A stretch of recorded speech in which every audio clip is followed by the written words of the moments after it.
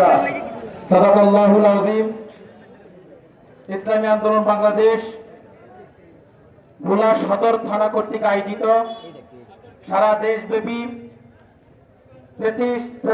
১ বছর বর্ষপূর্তি উপলক্ষে আজকের এই জুলাই গণ অভ্যুত্থান গণমিছিলের সম্মানিত সভাপতি, উপস্থিত প্রধান অতিথি, জেলার নেতৃবৃন্দ, প্রিয় সহযোদ্ধা ভাইরা আমার, গত বছরের এই ৫ তারিখেই ফ্যাসিস্টকে আমরা বাংলাদেশ থেকে তাড়াতে সক্ষম হয়েছি।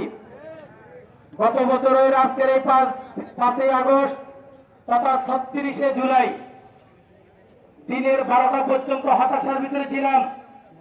এই ১৭ বছরের জগদ্দল পাথরকে আমরা বাংলাদেশ থেকে তাড়াতে পারবো কিনা। যেভাবে তার পেটুয়া বাহিনী নেতাকর্মীদেরকে লেলিয়ে দিয়েছিল, আমরা অনেক দিক থেকে হতাশা ছিলাম। কিন্তু আবার যখন আবু সাঈদ তার ২ হাতকে প্রসারিত করে বুক পেতে দিয়ে হাসি মুখে শাহাদাত বরণ করেছিল, আমরা দেখেছি ৪ তারিখে, ৫ তারিখে, ৩ তারিখে অনেক বাবা তার ৪ বছর ৭ বছরের সন্তানদেরকে নিয়ে রাজপথে নেমে এসেছে। আমরা দেখেছি অনেক মা বোনেরা তারা গাড়িতে করে, হাতে করে পানি এনে, খাবার কিনে ছাত্র যোদ্ধাদেরকে পানি পান করিয়েছে, তারা রাজপথে স্লোগান করেছে। আমরা যখন দেখেছি পুলিশ কমিশনার আসাদুজ্জামান কামালকে দেখাচ্ছে যে লাশ একটা বলে সেখানে থাকে আর বাকি কেউ লড়তেছে না, তখন আমরা আশায় আমার বুক পেতে ফেলেছি। আমরা যখন ছাত্ররা স্লোগান দিয়েছিল বুক পেতেছি গুলি কর, বুকের ভিতর অনেক ঝড়, তখন আমরা আশান্বিত হয়েছি যে ব্রিটিশ বাংলার জমিনে টিকে থাকতে পারবে না। সংগ্রামী সাথী বন্ধুগণ, আমরা দেখেছি ওবায়দুল কাদের কথায় কথা বলতো আমরা পালাবো না, তারা অনেক সময় বলতো আমরা করোনার থেকে বড় শক্তিশালী। কিন্তু যতই শক্তিশালী হয়েছেন, আল্লাহ রাব্বুল আলামিন আবাবিল পাখির মতো এই ছোট ছোট ছাত্রদের আন্দোলনের মাধ্যমে আপনাদের এমন পতন হয়েছে, দুপুরের খাবার খেয়েও বাংলাদেশ থেকে পালাতে পারেন না। আমরা কি দেখতে পেলাম? এই আওয়ামী পার্টি ১৭টি বছর দলীয়করণ, আত্মীয়করণ। যদি কোনো ব্যক্তি চাকরির জন্য যেত, তাহলে তার দাদার খালাতো ভাইয়ের নাতির ঘরের যদি কেউ পেয়ে থানা শিবির, বিএনপি, চরমরায় মতো তাদেরকে চাকরি দিত না। এদেশের শিক্ষা সংস্কৃতি, এদেশের মানুষকে ভোটের অধিকার, ভোটের অধিকার, নির্বাচন অধিকার, বিচার অধিকার সবকিছু ফিরে মিলে নিয়েছিল এই ব্রিটিশ সরকার।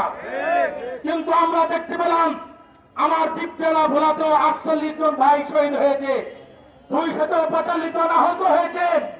আমরা তাদের অনুষ্ঠানে গিয়েছি, তাদের সাথে কথা বলেছি, তারা বলেন আমাদের কোনো চাওয়া নাই, পাওয়া নাই। আমার সন্তানের বুকে যারা গুলি চালিয়েছে, আমরা বাংলা জমিনে তাদের বিচার চাই। ইন্টারিম সরকার আমরা দেখতেছি দৃশ্যমান কোনো বিচার করে নাই। অতএব আমরা স্পষ্ট আজকের ১ বছর পূর্তি অনুষ্ঠান থেকে স্পষ্ট বলে দিতে চাই, এই ব্রিটিশদের বিচার হওয়া না পর্যন্ত কোন নির্বাচন বাংলা জমিনে হতে দেব না। আজকে নির্বাচনের জন্য পাগল হয়ে গেছেন। নির্বাচন হবে, সকল দল, ১টি ২টি দল ব্যতীত সকল দলে পেয়ার পদ্ধতি নির্বাচন চায় এবং সংস্কার চাই। আপনারা বলেন ক্ষমতা গিয়ে সংস্কার করবেন, ক্ষমতা যাওয়ার যেই অবস্থা নির্বাচন, সেটা থেকে আওয়ামী লীগ ধ্বংস করে দিয়ে গেছে, প্রশাসনকে ধ্বংস করেছে, এই দেশের বিচার বিভাগকে ধ্বংস করেছে। এই মৌলিক সংস্কার ব্যতীত বাংলার জমিনে যদি আবার নির্বাচন হয়, তাহলে এই দেশের মানুষে আবারও সেই ২৪-এর প্রতিষ্ঠা যেরকম করেছে, আমাদের কপালে ভোট রয়েছে, কি বলে টিকিট না। এজন্য আমি আমার নেতা কর্মীদেরকে বলবো, আমরা ঐক্যবদ্ধ থাকতে হবে। বিশ্বের চরমরায় এমন একজন লিডার, যিনি তার এক কথার এক বক্তব্যে তিনি বলেছিলেন, এলেনোর বিশ্বাস কেন আমার সন্তানের বুকে গুলি চালাস। তার এই বক্তব্য উজ্জীবিত হয়ে আমরা রাজপথে নেমেছি। আমরা এমন এক দলের নেতার অনুসরণ করি, ১ দফার আন্দোলনের ঘোষণা বাংলাদেশের সর্বোত্তম দিয়েছেন মুফতি সৈয়দ মোহাম্মদ ফয়জুল করিম। আমরা এমন দল করি, এগুলো আপনারা ভুলে যাবেন না। সর্বপ্রথম বাংলার জমিনে জীবনের মায়া ত্যাগ করে তার খুব ভঙ্গ করে দিলেন আপনি ইসলামী আন্দোলন নিয়ে আপনারা অনেক রকম কথা বলেন। আমরা বলতে চাই, আপনাদেরকে বলে দিতে চাই, আপনারা যদি প্রতিষ্ঠার ভূমিকায় বাংলাদেশ অবতীর্ণ হন, জুলুম নির্যাতন চাঁদাবাজি করেন, এদেশের ছাত্র জনতা আওয়ামী জনতা আবারও 36-এর ভূমিকায় অবতীর্ণ হয়ে বাংলাদেশ থেকে তাদেরকে উৎখাত করবে। তাদের আসুন আমরা আমাদের জান মাল দিয়ে রাজপথে থাকার জন্য রাজি আছি তো ইনশাআল্লাহ? হামলা আসবে, মামলা হবে, হুমকি আসবে, এজন্য কি আপনারা পিছপা হয়ে যাবেন? আমরা বারবার আর রক্ত দিতে চাই না। এবার ইসলামের পক্ষে একটি বাক্স আসবে ইনশাআল্লাহ। ইসলামকে সংশোধন নেওয়ার জন্য যদি আমাদের উপরে হামলা মামলা জেল জুলুম উড়িয়ে আসে, আমরা সাদরে গ্রহণ করে একবার মাত্র রক্ত দিয়ে বাংলাদেশের মানুষকে এই ফ্যাসিস্টদের থেকে আমরা রক্ষা করবো ইনশাআল্লাহ। অতএব জান মাল দিয়ে আমরা সকলে প্রস্তুত থাকুন। আল্লাহ রাব্বুল আলামিন আমাদের সকলকে তৌফিক দান করুক। মা তৌফিক ইল্লা বিল্লাহ।